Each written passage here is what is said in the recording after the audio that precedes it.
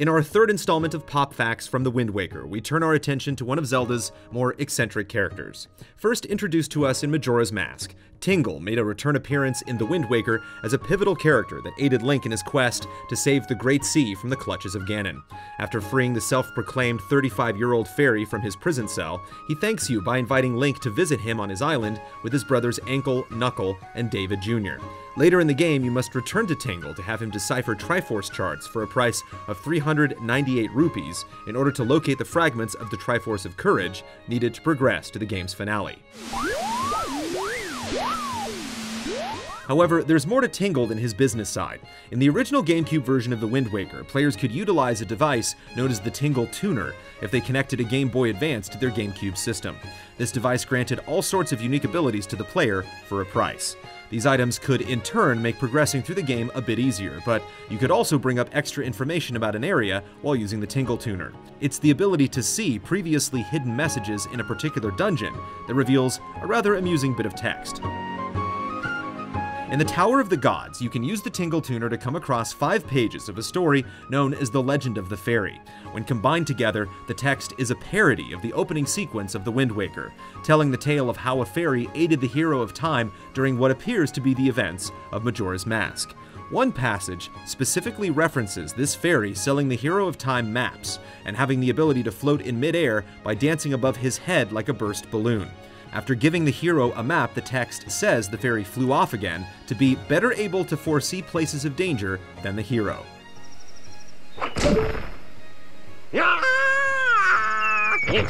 If you recall in Majora's Mask, Tingle floats around using a red balloon, and when shot down, offers to sell maps to Link. After the transaction is complete, Tingle does a dance, says his magic words, and returns back into the air by inflating a new red balloon. The Legend of the Fairy appears to be a direct reference to Tingle's involvement in Majora's Mask. As cool of an Easter egg as this is, it poses a problem for those who care about the official chronology of the Zelda series.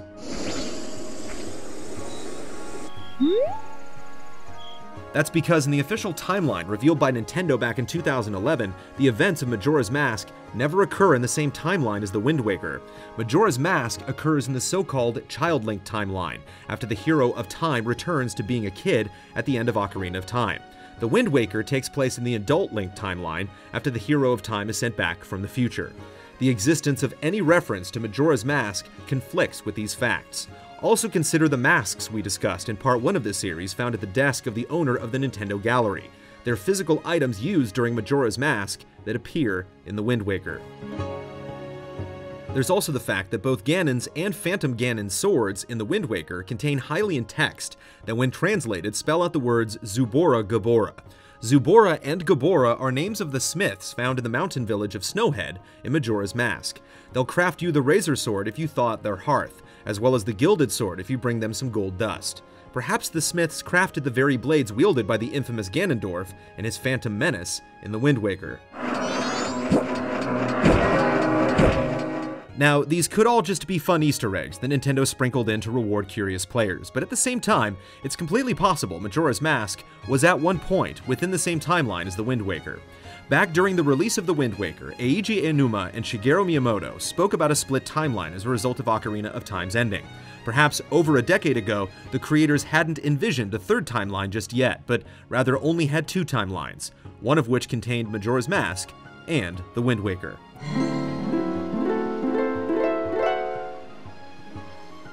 One other strong piece of evidence supporting the theory that Majora's Mask was once in the same timeline as The Wind Waker is found in a passage from the King of Red Lions as Link prepares to embark on his quest to the Earth and Wind Temples. It's about how the Triforce of Courage came to be scattered in fragments hidden across the Great Sea.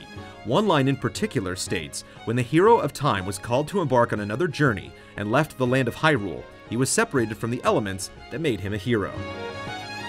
This may be referencing the ending of Ocarina of Time when Adult Link left Hyrule to return to his original time, but it's curious the phrase specifically says he left the land of Hyrule.